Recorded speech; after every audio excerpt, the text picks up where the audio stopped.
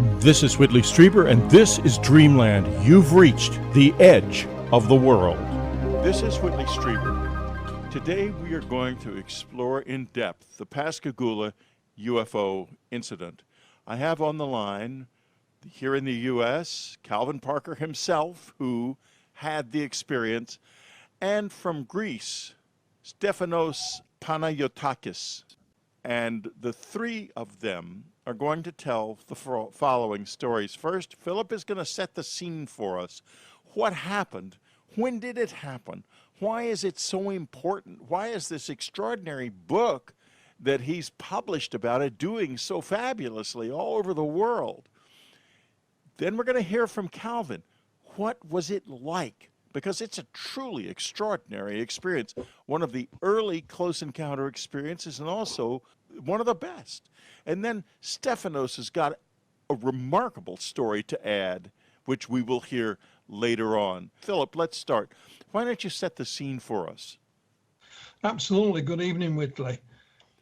The scene is the Pascagoula River, Mississippi, USA, October the 11th, 1973. Two gentlemen, Charles Hickson, who was 42, and his young companion, Calvin Parker, was 18 at the time. And they both worked together. They'd not been working together long. Calvin was a friend of the family, and they decided that evening, pretty much like he does now, to go fishing. They love to fish. So on the way back from work, they were looking up a few spots on the Pascagoula River. So later that day, you know, they did as planned. And at the Shorpeter shipyard on the river, it's not an out-of-the-way place as far as UFO incidents are concerned. There's a Highway 90 there, there's a bridge goes over the river. And driving into the place where they were going to fish, there was a sign saying, "Don't go any further." But they did. So anyway, you know, they started to fish. It hadn't been a great night for fishing.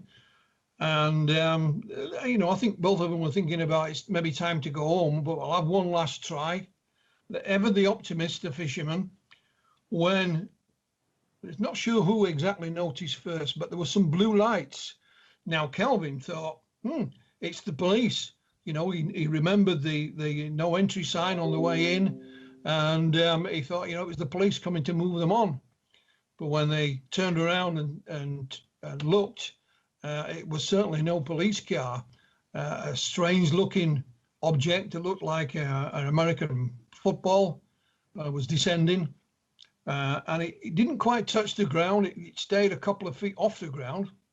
Naturally, these two men were amazed.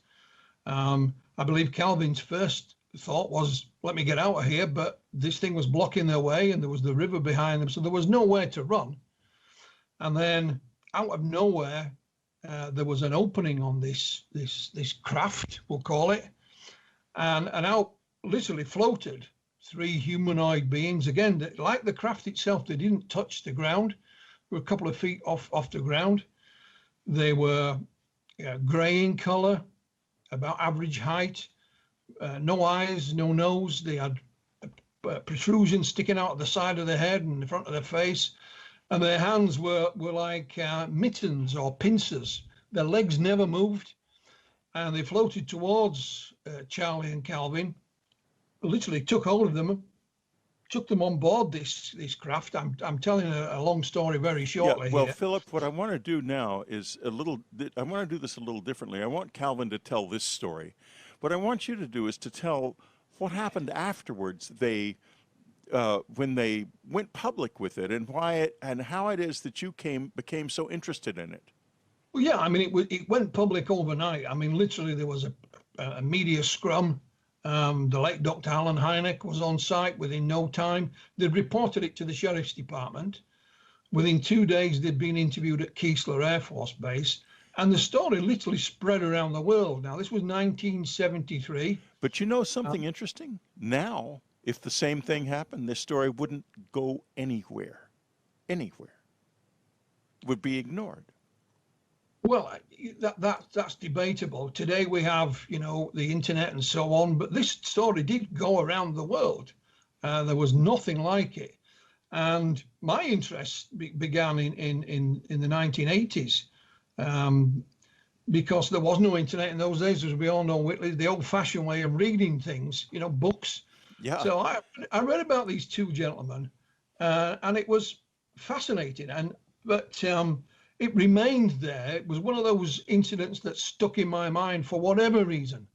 I think, first of all, the fact that the two gentlemen were so sincere, and the fact that there were two of them as well, not just one. The creatures they observed were very peculiar. The way they went about reporting it was unique to the police, to the Air Force, and so on. And Alan Hynek had passed away, but he gave it its seal of approval. So my way of thinking in those days, if it was good enough for Dr. Hynek, it's good enough for me. So we moved forward in time up to last year, and I'd obtained the rights to publish. I run a small publishing outfit called Flying Disc Press. It's just me, to publish Charlie Hickson's book that he did with a chap called William Mendez in 1983. So I republished it, and while I was doing that, I thought, well, I know Charles Hickson sadly had passed away in 2011. I wondered if it perhaps Calvin Parker was still around. I was looking for an interview, nothing more. And amazingly, Whitley, nobody had a clue. I even contacted a well-known UFO group in Mississippi. They'd never even heard of the incident. They sent me a number of links to the internet, which I was not looking for that. However, I found out that Calvin had done a podcast interview back in 2013, I believe it was, because it was the anniversary date. And luckily enough, I knew the gentleman that did the podcast. He still had Calvin's email address. So I sent it, it didn't come back. And eventually we spoke on the telephone. And it was just by pure coincidence and chance that when I spoke to Calvin, he said, well, been thinking about doing my own book, Philip. Bear in mind, all I was looking for was an interview. So over the next few months, we passed ideas backwards and forwards on the phone or via email. And eventually, Calvin Parker's Pascagoula, the closest encounter, my story was published earlier this year. And to our delight and surprise, I might add, it has sold very well and became a bestseller on Amazon. And it is, as astounded us both. So that's how it came about, quite by chance, Whitley, really. Well, it's quite remarkable. So basically what you did was you went for it. Oh, absolutely. I mean, Yeah. I work at this full time now. I don't have a day job anymore. So no, this tends to be definitely a night job, doesn't it? Well, yeah, using day job in a roundabout way, but I don't have a 9 to 5. Right? This is what I do for a living now. But it was just out of interest. I mean, it was one of those cases. I felt honored to speak to Calvin. When I spoke to him on the phone, he still finds that rather peculiar. But I felt like, and I was just fascinated to learn more. And as we spoke, I did learn more. I still learn more every time I speak to Calvin. He has led a full life outside of the UFO incident, of course. And so one of those stories that continued to fascinate me.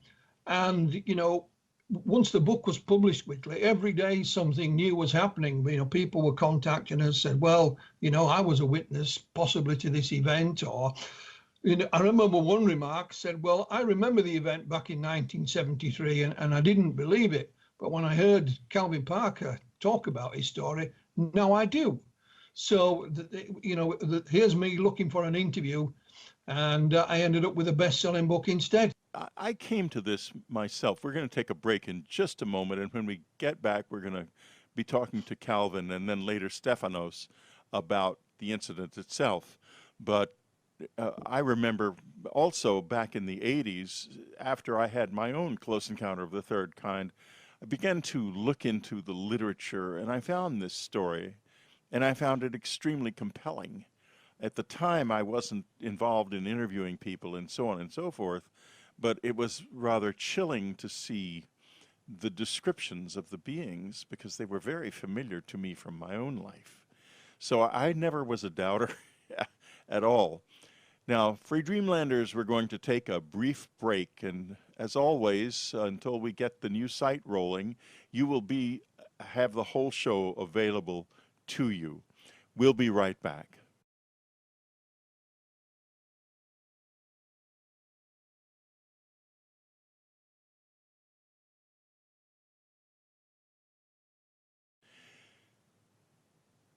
We're talking to Calvin Parker about his extraordinary close encounter experience in Mississippi back in 1973. Philip Mantle, the publisher of Flying Disc Press, and the new book, My Story by Calvin Parker, remarkable new vision of this experience.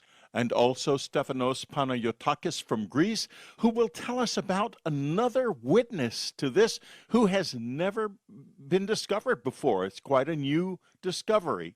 flyingdiscpress.blogspot.com.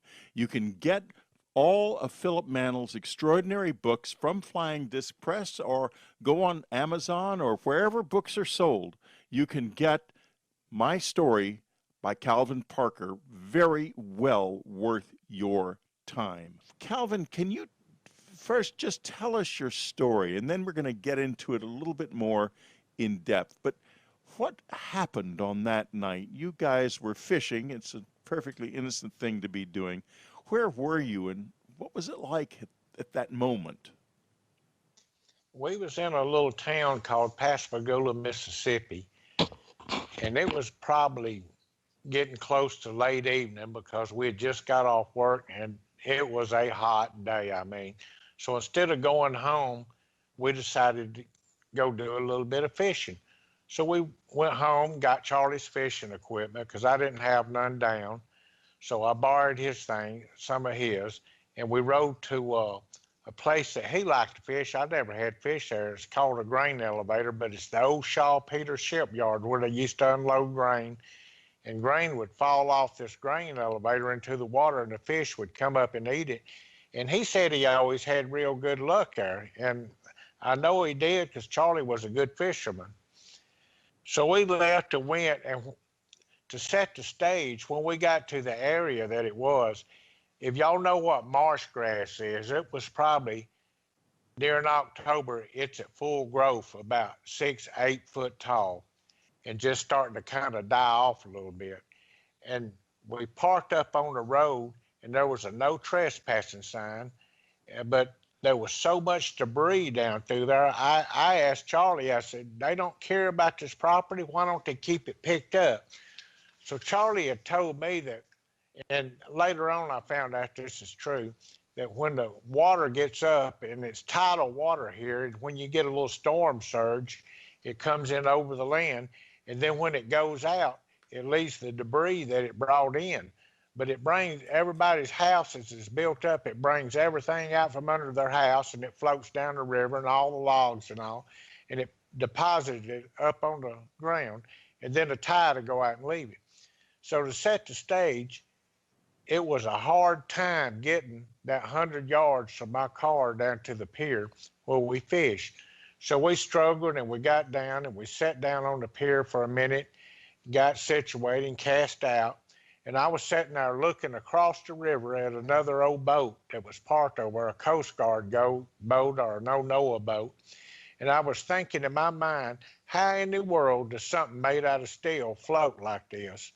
And I just couldn't even dream it. Even though I was building ships, I still didn't understand the physics of something floating that was built out of steel.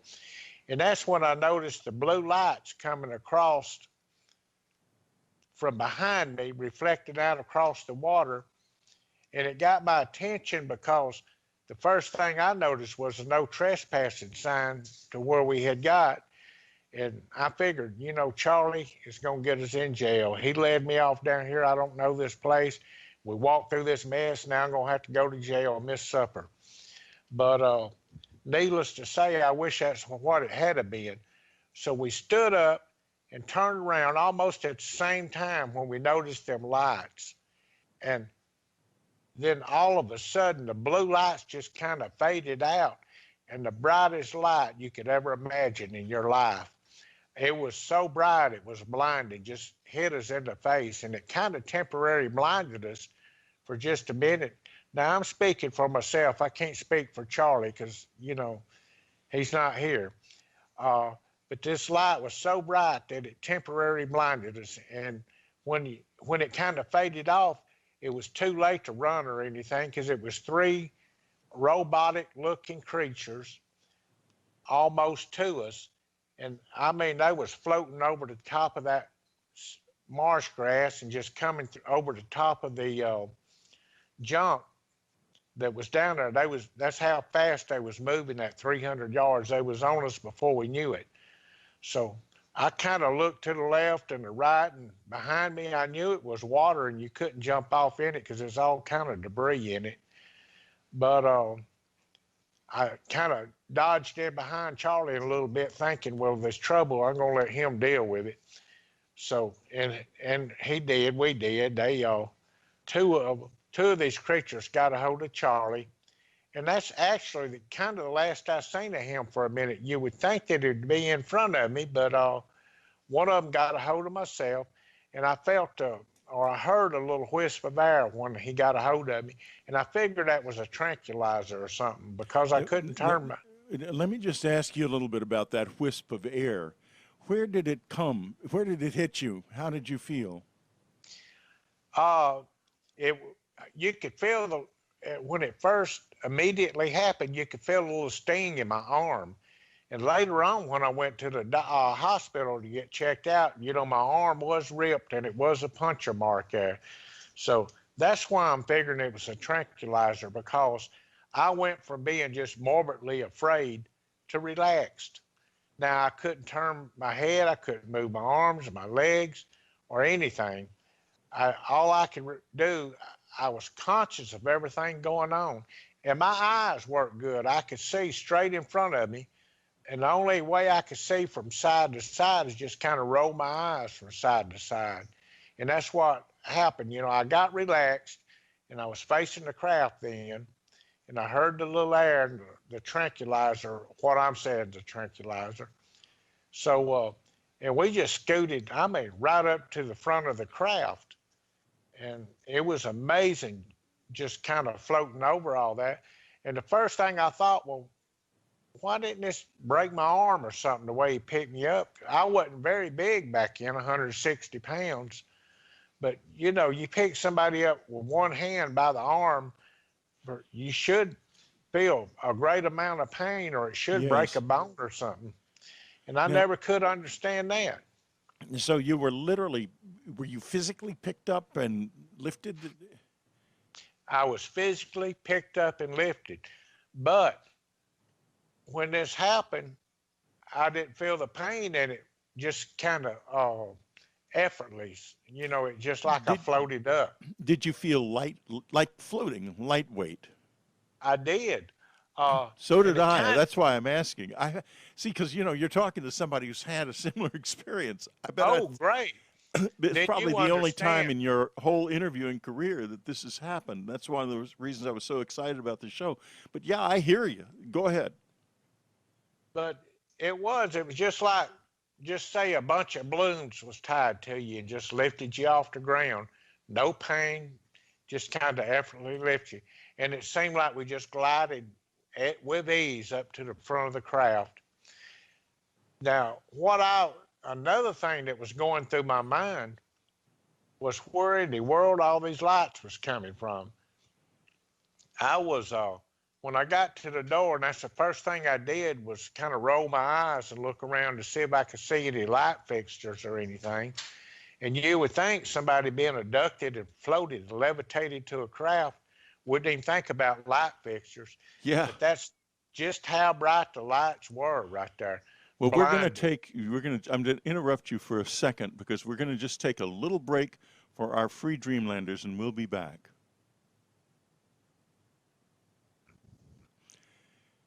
We're talking to Calvin Parker about his extraordinary close encounter experience in Mississippi back in 1973. Philip Mantle, the publisher of Flying Disc Press, and the new book, My Story by Calvin Parker, remarkable new vision of this experience. And also Stefanos Panayotakis from Greece, who will tell us about another witness to this who has never been discovered before. It's quite a new discovery. flyingdiscpress.blogspot.com. You can get all of Philip Mantle's extraordinary books from Flying Disc Press, or go on Amazon or wherever books are sold. You can get My Story by Calvin Parker, very well worth your time. Calvin has been telling us a remarkable story, and Stefanos is going to be with us after the next break to do the same thing, and it's going to be very surprising. Okay, so you have been lifted up into the craft. When it happened to me, it felt like going up in an elevator that wasn't there. It was very extraordinary. So I know what happened. Now you say in the front of the craft. Where can you exactly describe your surroundings? Well, like I say, we come through a bad debris field.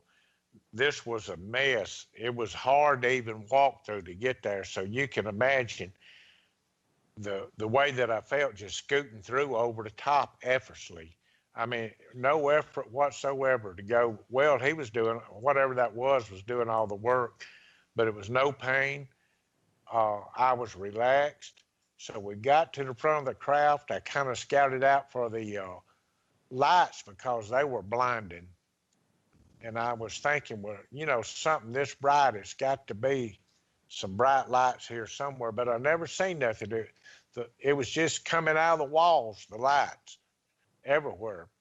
So he's put us in, and we kind of made a little left turn and then a little right turn. And he carried me into what I call the examination room. And I say he, I don't know if it was he or a robot. I used to call it the big ugly one.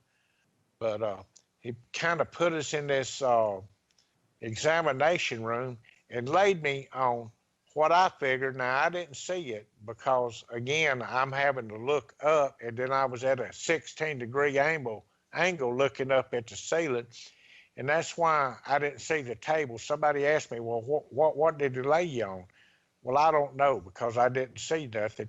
I did feel something, you know, kind of, and it was on about a 45-degree angle.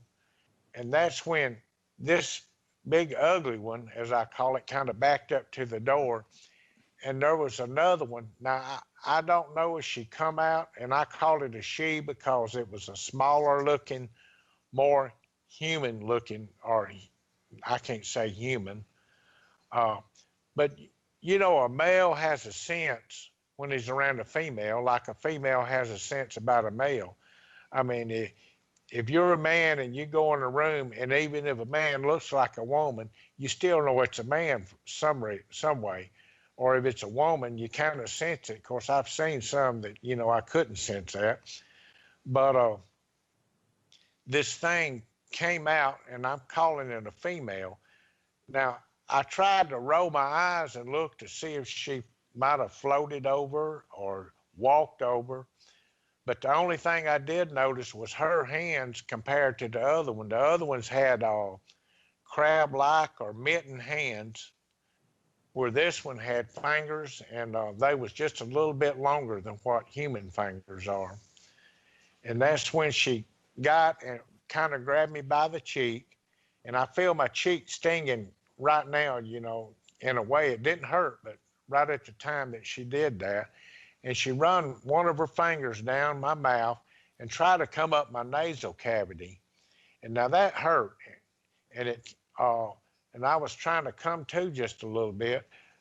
And, you know, I was thinking, you know, I got to get out of here. I just got to go. But then on the other hand, I was thinking, I need to take her with me. So, but then when I started. Why did you think that? So I could prove what was going on.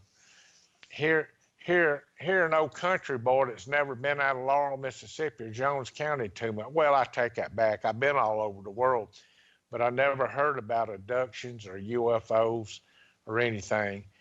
And who's gonna believe an uneducated country boy that's walked behind a damn mule all day? Yeah, well, here at that time you weren't alone, and nobody really knew about this at that time. I mean, in fact, when it happened to me in 1985, I didn't know about it at all either. So that was Well, 12 years later. yeah, and somebody said, well, why didn't you take a picture? It's not, nowadays, it's not like it was back then. Back Right, then, it you sure didn't isn't. have cell phones or cameras. Everybody carries a camera now. My cell phone's got a camera. Believe me, if it happens again and I get a chance, I will take a picture. But, you didn't have social media and all this. You had 3 TV stations, ABC, NBC, and CBS. And the biggest thing I heard, back up to the time was about Kennedy getting assassinated. I hadn't heard nothing about a UFO landed nowhere. I didn't know what a UFO was when they started questioning me the next day when I got out. I Who thought did UFO. question you? The sheriff, right? The sheriff was the first one that really gave us an intent interrogation. But then, that's really strange. When we got off the craft, we went to a little store because there was blue laws in the state of Mississippi. So the stores couldn't, I know people nowadays don't realize what a blue law was, but at 6 o'clock during the evening, the stores had to shut down. That was the law. You couldn't serve any liquor or anything. Now, you could buy a little gas if you could find one open, but they didn't stay open because they couldn't sell nothing out of the store. So when we got out, Charlie felt the need to call somebody and tell them, Charlie, please don't do this. They ain't nobody gonna believe us. They gonna call us liars. And I had other motives too. I was fixing to get married in another month. I didn't want the girl I was gonna marry, I didn't want her to have to explain this to her daddy because he didn't like me too much anyway. So anyhow, when we got out, we drifted on to, we got in the car and we drove up to a Magic Mart store and there was a payphone. Well, we scratched around. Neither one of us had a dime, but fortunately there had been some dropped behind the seat and we got some dimes out. Charlie went and the first thing he did was call Keesler Air Force Base out of Biloxi. And he got them on the phone. Now, I don't know what they said to him. I just know what he told me they said, that they didn't do this stuff no more, didn't handle any UFO investigations. For him to call the local authorities, which would be the Jackson County Sheriff Department in Pascagoula, Mississippi. So that's what he did. He put another dime. We now know that they've been looking into this constantly, and in fact still are. But go ahead. Yeah, that's true. And he called the Sheriff Department, and they said, well, y'all stay right there where you are, don't move. Because I know what they thought. You got 2 old drunk rednecks out here that said they seen a UFO and they might get in the car, run over somebody and kill them. So they was there. I mean, it did take them just a few minutes to get there. Now, again, everybody asked me, well, why don't you know the times? Well, when you work in a shipyard, you sling a sledgehammer all day long and a welding machine and all. You can't wear a watch because you have it beat to death. So neither one of us had watches on. And that explains why we didn't know what time it was exactly. So when they got there, one walked up to Charlie's car, one side of the car, one walked up to mine. They kind of looked in. They asked me to step out. So I stepped out of the car, and they done what they call a field sobriety test. And I'm pretty sure, that y'all might have went through one somewhere if you've been around here. But they'll pull you over, and if they think you're drinking, they get you stand on one leg, lean back, close your eyes, jump up, down, count to 10, back from 10, touch your nose. So I went through all that, and I was able to count, jump up and down, touch my nose. They said, well, you can drive. Let's go. Follow us to the sheriff's department. They never would have let us follow them to the sheriff's department in a car and me drive if they thought we'd been drinking. And that just wasn't going to happen. Now, I can't say I hadn't never had a drink or nothing, but back in, I really didn't. I wasn't no big drinker or nothing. You know, I drank a beer every now and then. We'd slip down to the local swim hole and put them little old Miller ponies in the water down there, keep them cold, and drink one. Oh, yeah. I know that procedure very well myself. Oh, We're going to take another brief break here. Free Dreamlanders, keep on keeping on. We'll be right back.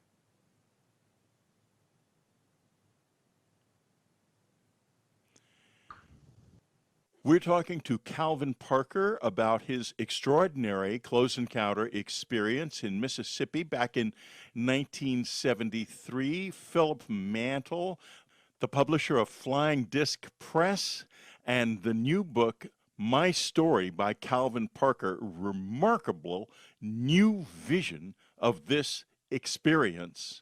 And also Stefanos Panayotakis from Greece, who will tell us about another witness to this who has never been discovered before. It's quite a new discovery. flyingdiscpress.blogspot.com. You can get all of Philip Mantle's extraordinary books from Flying Disc Press, or go on Amazon or wherever books are sold. You can get My Story by Calvin Parker, very well worth your time. And Calvin, we're going to be moving on to Stefanos in just a moment. So what I would like you to do is to tell us, you received a lot of criticism. You had a lot of trouble after this happened, didn't you? In the sense that people had a hard time believing you and so on and so forth. well, you know, I really don't know where they had a hard time believing me, but I know at the time, I just didn't want to talk about it. It was years before I got where I could handle it. And what would really upset me and make me mad is when the press would come in to interview or want to do an interview without your permission, and then you really wouldn't give them an interview, and they would put words in your mouth and change it. And you'd look at the newspaper or see them on TV the next day, the news media, and they would make the story greater than what it was, if that's possible, or tell some kind of lie about it just to have a story there. And they never even talked to me. And that's what upset me and made me mad. If chances are, if they had been decent and just come to me and asked me to give a good interview, I probably would have sat down and done it and listened to them. But no, and that's why it was such a blessing to hear from Philip. I was wanting to do a book when this come up, but I didn't have no education. I had no help with it. You know, I had no idea how to even go about it.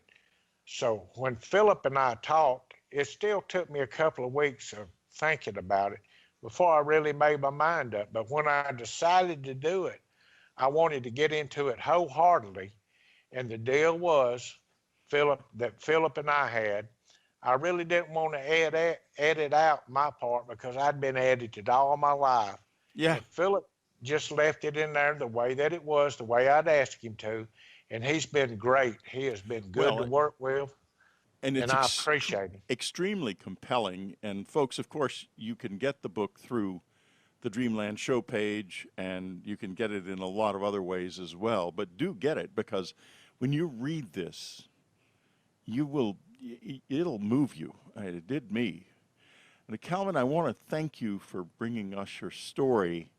And Stefanos, who has been patiently waiting, now I think you have something to add. Stefanos, welcome to Dreamland. Thank you for inviting me, Whitley. Well, it's a pleasure. Right now we are I'm in California. Calvin is in the central U.S. Philip is in London, and you are in Athens. So In Athens, rainy Athens. Right. Now, why are you here? Let's just start at the beginning, because after all, you're far away, and yet you've got something important to say about this. Yes. Accidentally, I found myself in Pascagoula. I knew about Pascagoula since the day it happens there, 11th of October, 1973. I was at home, newly married, as I remember, and I saw the news on the television. They say about this, and I think this story, it attracts me a lot, more than all the others I've heard since that day. And that's all, nothing else. But all the time I kept thinking about this. Later, the same year, I became a radio officer. I started to make, to travel journey all around the world. And the years had passed. About 8 years after this incident, 7 years, 8 years after this, it was to sign on a vessel in Singapore. But suddenly everything is changed. They called me immediately to go to Barcelona to get a vessel because the radio officer there was sick. So I went there, we get the ship, we sailed from Barcelona, waiting orders. Near Gibraltar, arrived the orders, and it was a big telegram, as I recall, and all the loading ports in the USA. And one of them was Pascagoula. I told this to captain. They didn't know nothing about it. They don't know what is this, what is Pascagoula. They found it, and to make a long story short, we arrived first in New Orleans, and then we went to go to Pascagoula. We arrived there on July the 15th of 1981. It was to stay only 2 days there. I was very curious to go out and just to ask people, where is this place, to go and see, nothing else. I was cooperate with a Greek UFO team named Sirius, and regularly I sent my reports to a Greek UFO magazine named Astral Contact and UFO, and mostly because I was their how can I say it, a reporter from abroad. No, not in Greece. For wherever I go, I send my reports. I went to Peru and Machu Picchu, you know, in pyramids, right, in Mexico, stuff like that, nothing else. But when it was the time for me to prove something more about me. So when I arrived to Pascagoula, I thought it was a time to make a small research, nothing important, because I was not a UFO researcher. I'm just a nothing, just a simple man. But I was very lucky, because when we arrived there in Pascagoula, and it was a delay for the cargo, so we had to stay 1 week. And then I said to myself, it's your time, Stephens. Maybe we can do more things than to go there in the Sopater shipyard and see the place where Calvin and Charlie were abducted. And started to ask people around there. First, I saw a man, Mr. Bill Rippey. He came on board to see the captain for some things, I don't know for what reason. And I approached this man. I say, I'm Stephanos. I want to make some research and investigation there. And he was very enthusiastic about this. He told me to go to his friend, Mr. Fred Ross, to meet him, because he was a citizen of Pascagoula, and he will help me or lead me the way to go somewhere else, somewhere more.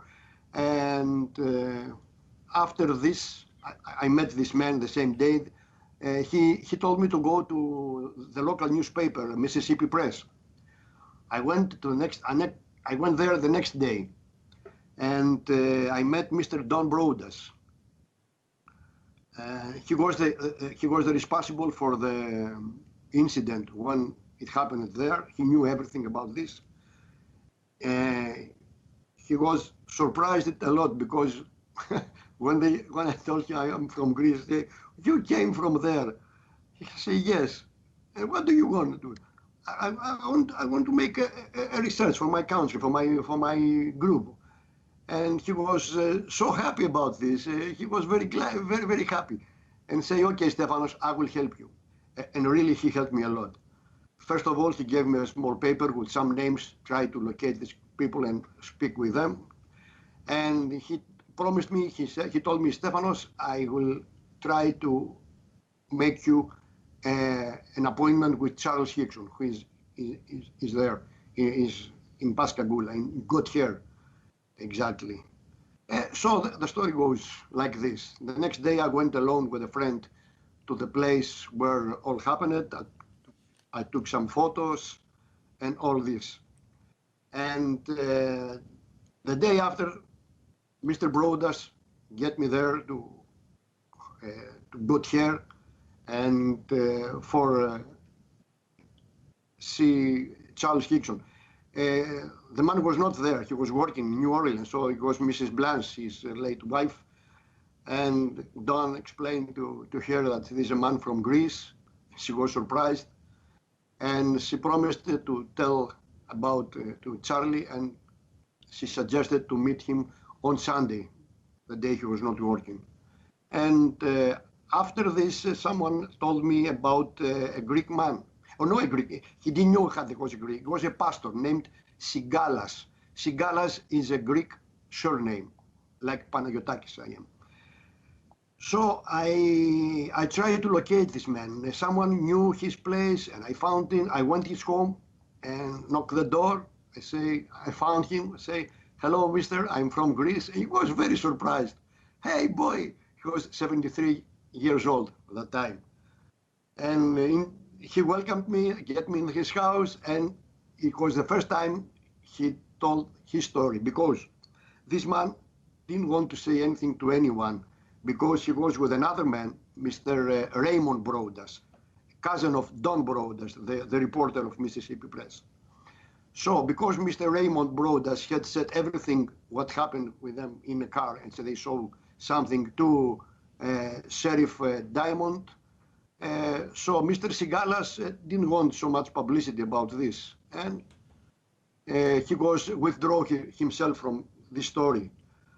But when I was there 8 years after, he was very, very happy about this, and he told me everything. He told me what he saw, and this proved to be a very good witness. Very good witness. So he was an additional witness who hadn't come forward, essentially.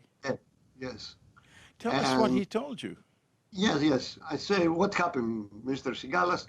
He told me that that particular day, he, with Mr. Raymond Brothers and a woman, a young lady named Joan Hallmark, they drove to a place where Mr. Raymond used to visit every Thursday in order to preach people who cannot control their habit for alcohol. So while they were on the way, the young girl said to, no, Mr. Sigalas saw notice a cylindrical object in the sky following the car. At first he didn't pay much attention, but the girl said to him, Mr. Sigalas, I can see something up there in the sky. You see? He told her that it might be a helicopter from the Kaiser Air Force Base. But he asked also his friend, say, Ray, what is this in the sky? It doesn't look like a helicopter. It's something, a different type of craft I've never seen in my life with so many bright lights. They kept driving and the object following them. At some point, at a height about 900 meters, 3,000 feet. And they arrive in a traffic light, they have to stop at a red traffic light. And it is a place, it is on Highway 90. And there, in this point, they have to turn towards Van Cleef, where they have to go. And the object also stopped with them, above them, dived, make a diving towards the car, and make a turn and disappear, suddenly disappear. They saw also when the craft was hover a little more lower. They saw something like a fridge. They don't know what it was, but it was a very strange object anyway. They saw it was an extension pointing at the direction of about 2 o'clock, as we say, about in the clock, 2 o'clock. It was something like a fringe.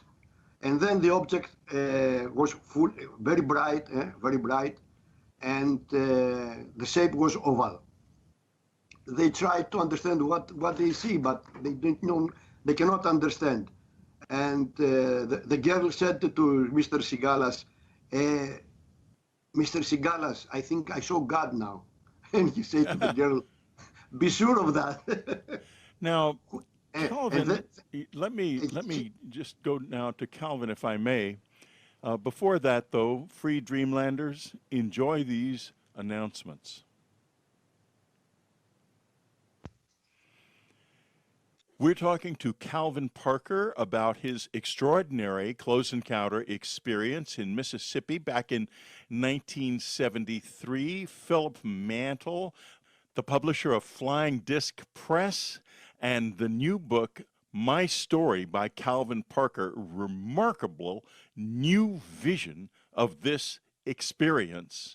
And also Stefanos Panayotakis from Greece, who will tell us about another witness to this who has never been discovered before. It's quite a new discovery.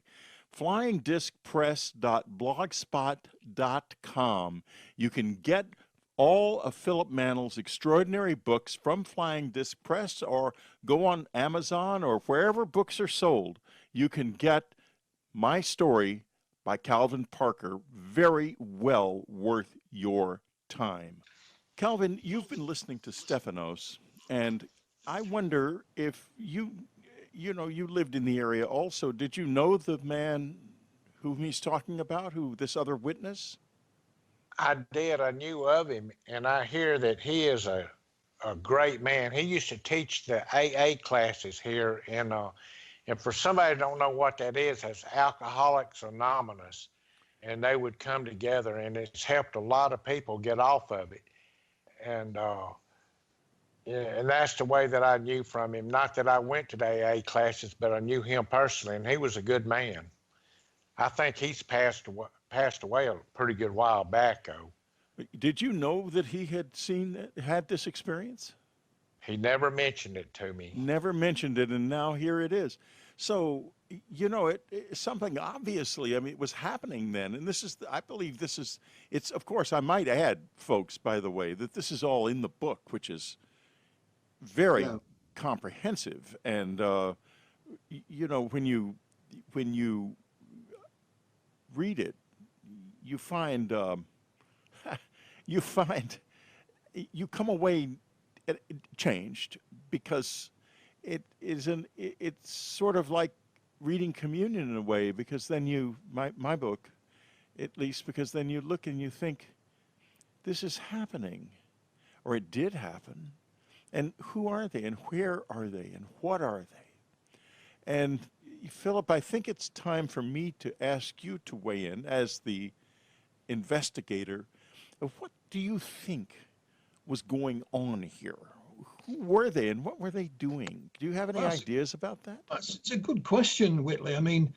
But some people might not be aware, but not just the Greek pastor that Stefanos was talking about, but there were a number of other incidents in the area on the leading up to October the 11th. Just give you one example, and it's all in the book, but I think it was 3 or 4 days before Calvin and Charlie's encounter, 2 other fishermen, yes, 2 more fishermen, this time in a boat on the river, actually observed something underwater, and they watched it for about 20 minutes. They actually went and informed the Coast Guard in person, and the Coast Guard didn't just say, oh yeah, they went out in their boat and they saw it, and they followed this thing for about 20 minutes.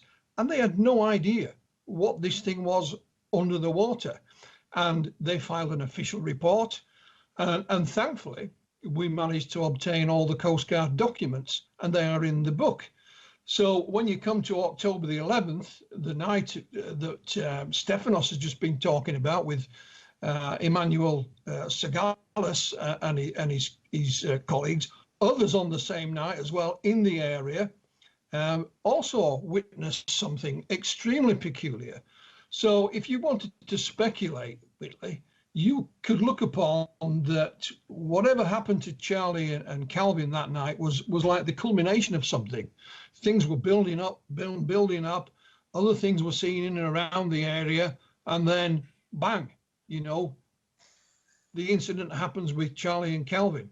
So that seemed like the culmination of something. What that something is completely open to debate and speculation, of course. But then, as a UFO researcher, if you take a broader look at what was happening in the United States that year, then it's probably the last great wave of sightings that hit the United States was in fact 1973. And Pascagoula was right in the center of this, right in the mix, right in the scrum. We play rugby here, we have scrums. It was right in the scrum of it. And it stands out, head and shoulders from a lot of the other sightings that year. But that seemed like the peak, if you like, of whatever was happening. I don't know. But of course, it's always possible that there were sightings, things that happened that went completely unreported. Because we're literally talking about one right now. Absolutely. We always hope when we publish anything like this that others may come forward. We know it's a long time ago, but it's not impossible. And lo and behold, this is exactly what happened with Stephanos. As a researcher, he contacted me. He started about his research there in 1981, unraveled. He told me about Mr. Sagalas. We're going to publish his book that he wrote at that point.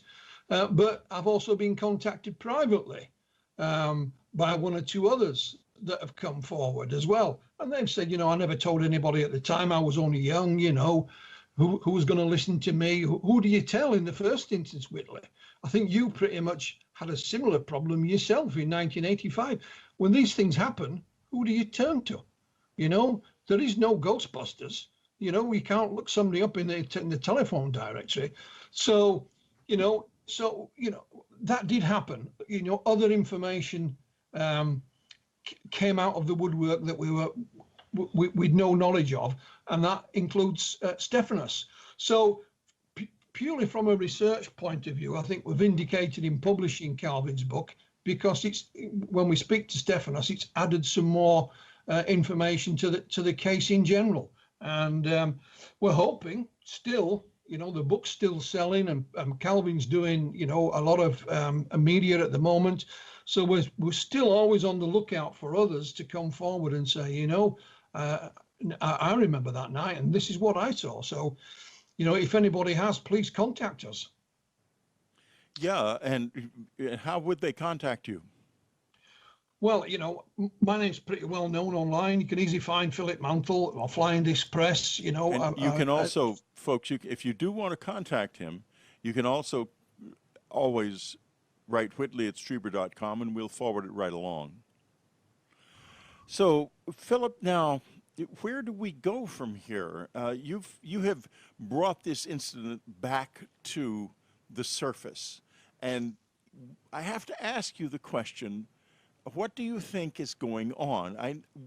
It seems clear that these are people from somewhere else, whether another planet or not. Of course, we can't know, but I want to ask you first what your feeling is about what might be going on, and then, Calvin, I want you to think about this while we're listening to Philip, because I'm going to ask you what you think, what happened to you, what comes to your mind about what happened to you, what it meant to whoever was doing it. Why were they doing it? And I know neither of you can give me exact answers, but I just want your kind of gut about it. My ideas have changed down the years, Whitley. The more I learned, the more they changed. But You know, the way I look at it now, and I've been speaking to a number of people, and that whatever this phenomenon may be, I get to thinking that it's something that is beyond us at the moment, that perhaps we as a species are just not capable of understanding it. The answer could be staring us in the face, but on an evolutionary scale, if you like, we're still too dumb to notice what it is. So I think the jury's out in that respect. What I will say is, I don't think it's anything that's of a natural phenomena here on Earth that causes these encounters. You know that as well as I do, Whitley, probably a lot better than I do. And you know, it's the way I look at my job, if you call it a job, Whitley, is that as an investigator, I look upon the best thing I can do is to document information like this, no matter where it comes from or who tells me these encounters, and add that to the overall amount of literature that's available, in the hope that someone with more brains than I can make some sense of it, either today or tomorrow or at some point in the future. Pretty much like, you know, not that long ago that amateur astronomers would go on the record and talk about, you know, rocks falling from the sky, which they all knew at that time was impossible. But we know now rocks do fall from the sky, meteorites and so on. So, but had they not documented it, it may have been many decades or even centuries before that knowledge entered into our accepted science. So I think the best way I can help is just to document as much of information as possible, and then allow others to speculate, put forward theories, and hopefully, you know, one day say, aha, you know, a eureka moment. This is what it is, and this is what's happening. Right. And I hope I live long enough to see that day. Calvin, one of the things you mentioned was the sense that this being, the one that wasn't robotic, was a woman, a female. You know, I had exactly the same thing when I had my encounter in '85. In fact, the original painting I had made of this being that's on the cover of my book Communion is, I'm looking at it right now, it's 2 feet away from me, hanging on the wall. Do you have a copy of that picture online so later on I can pull it up and look at it? Oh, sure. Listen, just go to Google Images and put in Communion image, and you'll be hundreds of copies of it will show up immediately. That'd be interesting to look at the picture to see if it even resembles what I was talking about. It will somewhat. I'm aware of the fact that it will somewhat. But let me ask you this, but I'd love for you to do that. I certainly would. Let me ask you this. Did you have any sense of any emotional feeling or anything, of any sense of relationship with her at all? Well, it was strange. I really didn't feel like she was going to do any harm or anything like that, and that she cared about what happened, about my well-being. But then on the other hand, I had a sense of fear that just scared the living hell out of me. And, you know, I just wanted to reach up and get it over with, strangle her. But no, you know, it's hard to go through these emotions and really say something. I feel like in a way that we might be kind of like they might be experimenting with us. Like lab animals or something. And I don't agree with that. But I think later on, you know, who knows what they're up to? I sure don't. I'm just speculating. But I think that they're trying to get to Earth where we could all kind of coincide and live on it. And I believe all the evil, they're going to kind of wash it out and get rid of it. And, you know, only pretty good people will be left, and we got to get around. Because this world is in for a heap of hurt. Everybody knows that. Oh, yeah, we all know it now. The ones that are saying it's not happening and it's going to happen, they're liars. I mean, maybe at first they were confused. Now they're actually lying. So we have come to the end of our time together. This is a perfectly wonderful book, my story, Calvin Parker. And Philip, I would like to thank you for all of the work you did to make this happen. And of course, you, Calvin, for coming forward in the first place.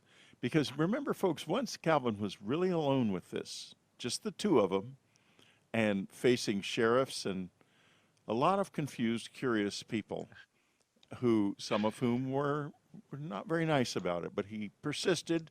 They persisted. Yeah, you know, and you're still here, by God. And you know, if this hadn't been something that really happened to you, you wouldn't still be here. But you're just like the rest of us. We're not going to let it go. You're right about that. I feel like it's going to be something, maybe not good come out of it, but something better than what we got going on come out of it. It's just really hard to say what's happened. I'll be the first to say, I don't know. Well, thank you very much for being with us, all three of you. It's been a real pleasure on Dreamland to have this, and it's a kind of historical document in it as well, because I think it's the first time two close encounter witnesses have talked together face to face about this incident, and the first time you've ever been interviewed by another one of us people who got got into trouble in the middle of the night by a very unexpected way. Thank you all for being with us. True. You've been listening to Dreamland. Be sure to tune in again next week. Dreamland is brought to you by UnknownCountry.com and its family of subscribers. Unknown Country was founded by Ann Strieber. Our news editor is Matthew Frizzell. Our coordinator is Amy Safrankova. Whitley Strieber is your Dreamland host, and I'm your announcer, Ted Alexander. Thank you for listening.